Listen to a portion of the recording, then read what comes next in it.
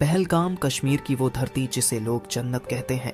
ऊंचे पहाड़, बहती हवा और बैसरण का वो मेडो जहां सैकड़ों लोग सिर्फ सुकून ढूंढने आते हैं। लेकिन 22 अप्रैल 2025 को इस जन्नत में वो हुआ जो किसी ने सोचा भी नहीं था।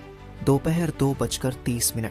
सब कुछ सामान्य था। यहाँ सैकड़ों लोग आए थे, कुछ हनीमून पर, कुछ अपने परिवार संग और कुछ तन्हाई में सुकून ढूंढते हुए। सब इस वादी की शांति में खोए हुए थे, पर शायद किसी को अंदाजा नहीं था कि इस जन्नत की चुप्पी कुछ ही पलों में चीखों में बदलने वाली है।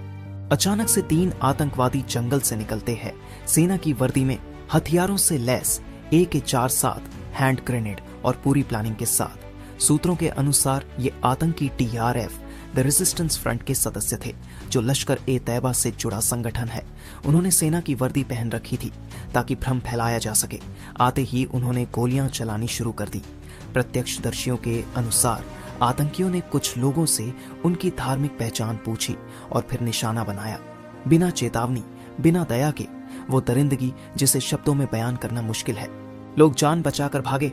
कोई बच्चा मां की गोद में था, कोई पति पत्नी का हाथ खींच रहा था, लेकिन सब नहीं बच पाए।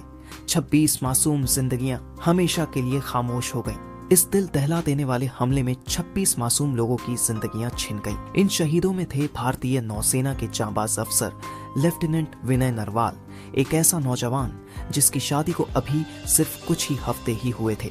उनकी नई नवेली जिंदगी, सपनों से भरा घर, सब कुछ एक पल में उजड़ गया।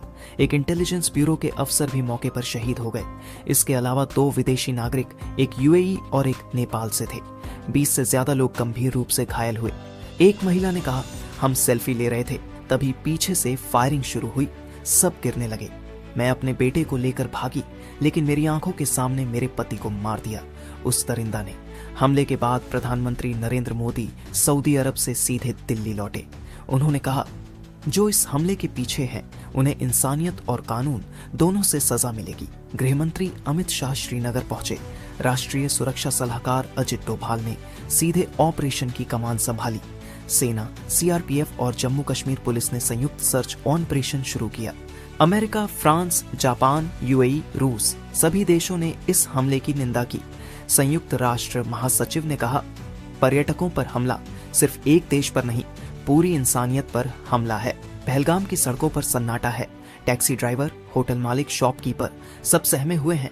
कई यात्रियों ने अमरनाथ यात्रा की बुकिंग रद्द कर दी है। एक लोकल गाइड ने कहा, ये सिर्फ टूरिज्म का नुकसान नहीं, हमारा हौसला भी टूटा है। हर गोली सिर्फ एक शरीर नहीं गिराती, वो पूरे परिवार को तोड़ देती है। लेकिन भारत न पहले झुका है, न अब झुकेगा। हम अपने पर्यटकों की रक्षा करेंगे, अपने लोगों का साथ देंगे और आतंकवाद को उसकी जड़ों से खत्म करेंगे। ये जन्नत फिर मुस्कुराएगी, क्योंकि आतंक की कोई जमीन नहीं होती। अगर इस घटना ने आपको भी झकझोर दिया है तो इस वीडियो को शेयर कीजिए, ताकि हर कोई जाने आतंकवाद का चेहरा कितना डरावना है और इंसानियत कितनी कीमती।